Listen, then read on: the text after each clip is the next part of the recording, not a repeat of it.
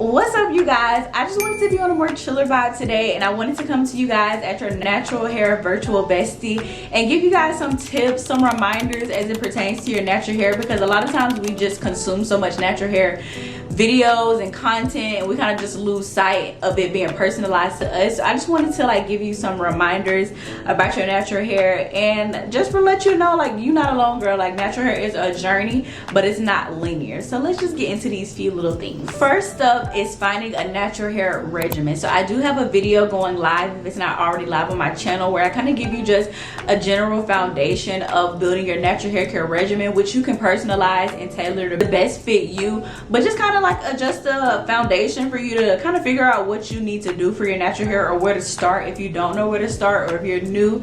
Just a nice laid out foundation for you to just kind of get the ball rolling for you. So definitely tip number one, reminder number one, affirmation number one: find a natural hair care regimen and then tailor it to you. I feel like that is the start of your natural hair journey, and you will find it much easier and smoother, and you will love doing your natural hair more once you kind of get into the routine of doing your natural hair and finding out what works best for you. Next up, I know people on the internet sometimes be like, shampoo not important, or I don't shampoo my hair. Girl, shampoo is key. Okay, you need to be shampooing your hair, and you need to be doing it on a regular basis. I talk about this as well in my natural hair regimen routine video. I shampoo my hair weekly, but just in general, shampoo your hair. It's just like when you take a shower, you're cleansing your skin, getting your body right. You need to do the same thing for your hair, and that's what shampoo is. When you cleanse your body, it's that for your scalp and for your hair. You need to get all that product gunk out, get all that dead gel out, clean them edges, girl. Shampoo your hair. Shampoo is important, and you will notice a difference when you consistently shampoo your hair. So shampoo is key, girl. Okay, also, I know a lot of times we can get frustrated with doing our natural hair, or we don't have a lot of time.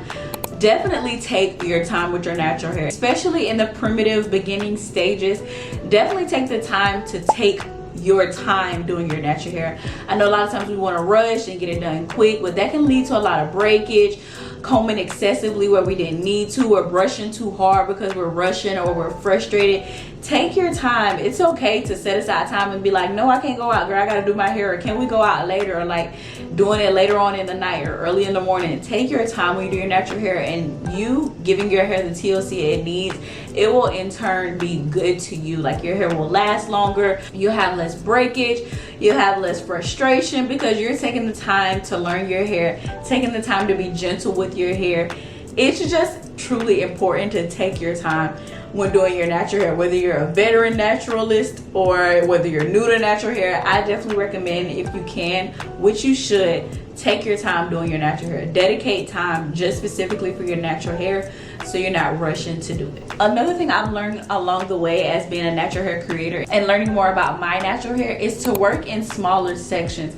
A lot of time we see different people work in larger sections, or only doing their hair in 4 parts. Break your hair up into smaller sections. You will notice when you work in smaller sections, it'll be easy to detangle those smaller sections, and it'll actually speed up the time. Working in smaller sections, especially if you have thicker, fuller, density hair, working in smaller sections, and instead of big 4 sections, break those sections down into 3 more sections if you need to. Working in smaller sections can really reduce breakage, excessive combing, or kind of like when you're doing your hair and you're if you break it into a smaller section where it's easier for your comb or your brush to kind of really glide through the section, it'll take you so much less time, and you'll notice a difference in your hair health. Your hair won't be popping as much. Sometimes when you brush your hair, it gets to popping. You're probably working in too large of a section. I experienced this personally. That's why I'm really sharing this advice. I noticed I was really losing hair around the crown, and I noticed when I think about it, that's the place where I kind of get the most frustrated, because it's probably the last place that I brush or comb my hair. So at that point in time, I'm not taking my own advice and taking my time and really working in smaller sections. So I was losing, it was breaking off in the crown of my hair, and I think that really came from working in large sections, me thinking that just because the brush is going through in a large section, I'm really yanking out more hair than I need to, and it was really starting to break off. So once I started working in smaller sections, I noticed a bigger difference in retaining length in my hair. The hair was healthier, it was stronger. So I definitely recommend working in smaller sections, especially if you have thicker hair, girl. Don't be thinking you can do your hair in 20 minutes and it's gonna be good. you're probably doing more harm than good. So friendly reminder, work in smaller sections, girl. Last but not least, embrace your natural hair. Everybody has their own unique texture, type, coil. Embrace yours. I started my journey by going natural because I saw somebody else's hair texture and I thought mine was gonna look like that when I went natural and stopped getting perms, but it did not. And for the beginning stages of my natural hair journey, I really did not enjoy my natural hair because it was kinkier than what I had saw, what I thought I was gonna have. And once I really started to learn my natural hair, I learned how unique my natural hair is. I identify more with type 4B hair, but it can be different for everybody, but it's so unique. It's a zigzag pattern. I feel like my hair looks super good when I do certain styles. Really embrace your natural hair. Don't like down talk your hair, be like, oh, I don't have the good hair, or oh, I have nappy hair. Like, you really just have to learn your hair and embrace your hair because it's unique and special to you. And once you figure out how to do it and become more confident in your natural hair, it really exudes in your personality. Once I start becoming more confident in my natural hair, people will just walk up to me and be like, oh my gosh, I love the way your hair looks. And it could be day 7 hair and I'm like, girl, it need to be washed. But because I walk around and I rock my natural hair and I'm confident in what it looks like, people see that. It exudes through your personality. So embrace your natural hair. Embrace the uniqueness of your natural hair. Whether it's a tighter texture, it's a looser texture, learn how to style your natural hair. Always take advice if you can and learn about it, but at the end, do what's best for your natural hair and what works best for you. Like, always take everything with a grain of salt. Follow the recommendations, but definitely pick and choose what works best for you and embrace your natural hair. Once you start embracing your natural hair and becoming more confident in your own skin when wearing your natural hair, 10 out of 10, girl, can't nobody stop you. I walk out on day 7 hair and the hair is flaky in the scalp and I see the flakes on my shirt and I'm still walking out like the baddest. Because I'm embracing my natural hair, I learned that my hair is unique. Nobody else has the same hair type as me. It's similar, but it's not the same. So mine might just be a tad bit different, but baby, I'm walking out flakes and all, embracing it, knowing I need to go home and wash it.